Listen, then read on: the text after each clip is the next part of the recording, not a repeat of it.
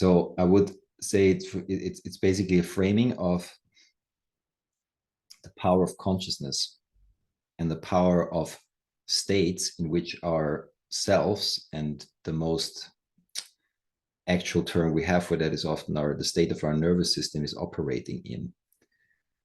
And as usual, usually we're very busy and kind of focused on actions in life. So what did you do?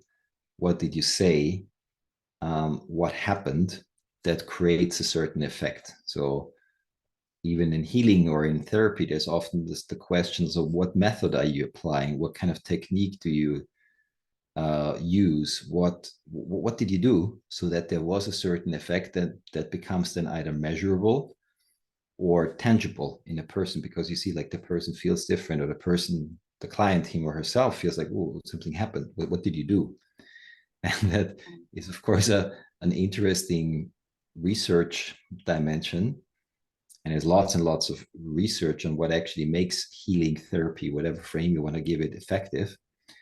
And there's always a mystery factor in there. And then often it's been described it's a relational experience, but also that doesn't fully explain like what's going on in that mysterious kind of like relational zone between the healer or a therapist and the client. And so what is being more and more also considered is not just what you do as an outer application of something, but what's the kind of inner state that the person is in that is using a certain method. And of course, methods are not unimportant, but in my understanding, you can trace that with a lot of genius people that brought kind of also advancements into healing or into psychotherapy. It's very, you can really go with like breaking figures, starting from Freud and many others who kind of unleashed a certain wave or even a paradigm shift in healing methodologies, that they didn't start out having a method. They didn't sit down and like, oh, these are 5 cool steps, let's use them. They all started from an experience.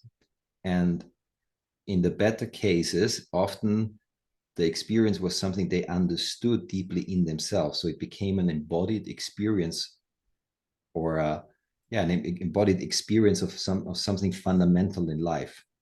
And most people had something particular that they understood.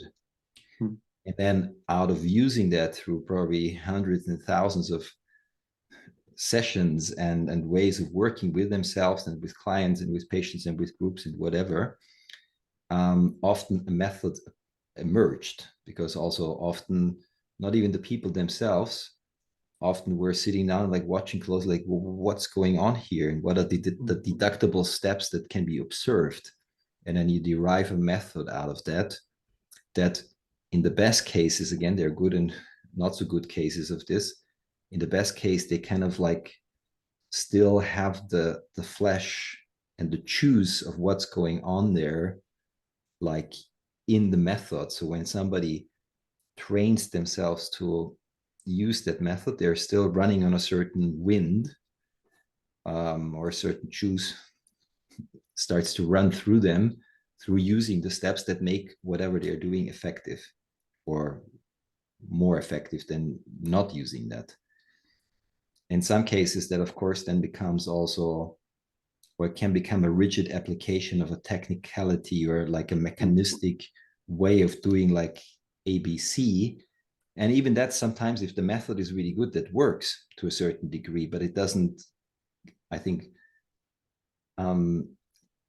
transmit the full force that was once in there. So what we're looking back, when we trace it a little bit back to the origins, and in a way what I just described could be explained with a bit of a variation to the foundings of religions, that religions were based on a person or an individual or maybe even a group having an experience, embodying that, understanding something very deeply about the fundamental workings of life that make life more meaningful, more fruitful, more regenerative, whatever, healing and flourishing and evolution.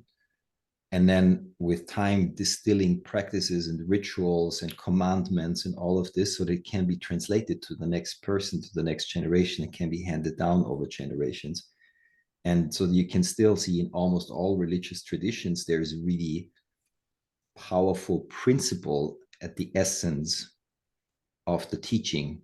And yet often then with time, it kind of like calcified and the fire is gone of the direct experience, and it becomes a rigid um, adhering to rules, which then are not anymore lived experiences that have always a certain fluidity and emergence to it, but like just kind of more rigid outline. You do this, that's the right way. And if you break that code, this and this will happen. And then we're back into moral codes rather than understanding deeper principles of life. And again, that's just simply how it works sometimes. And then in the good cases, this stays more alive. The practices really engage and create alive experiences in the practitioner or in the congregation. And in not so good cases, it becomes like a rigid morality that actually then starts to stand against the emergent experience of aliveness and of life. So we all know these kind of things. So also with healing methods that often happened, and then you start to have methods, and then of course you also reach the limits of that, or somebody else finds out something else, and then if you make that shift, life keeps continuing, or you stay stuck with an orientation of what you do. So that's the orientation of what are you doing. So if somebody asks you, so what are you doing with people, you will when you work with people, it's great that you will actually need to have some words to describe what you're doing, or have a lineage that you relate to, but also to know that this is not the full deal. So because what is more, I think, powerful than what you do is in which state you are in when you do whatever you do. And this is where teaching around the nervous system is already coming a little bit closer to what spiritual principles would call like experiences or enlightened experiences or whatever. These are also basically state experiences. That you have an understanding, is the person more internally in a place of choice, of freedom, of unconditional love. There's lots of essential states that can be linked to these experiences, because that creates a different vibration and zone of experience in the nervous system also.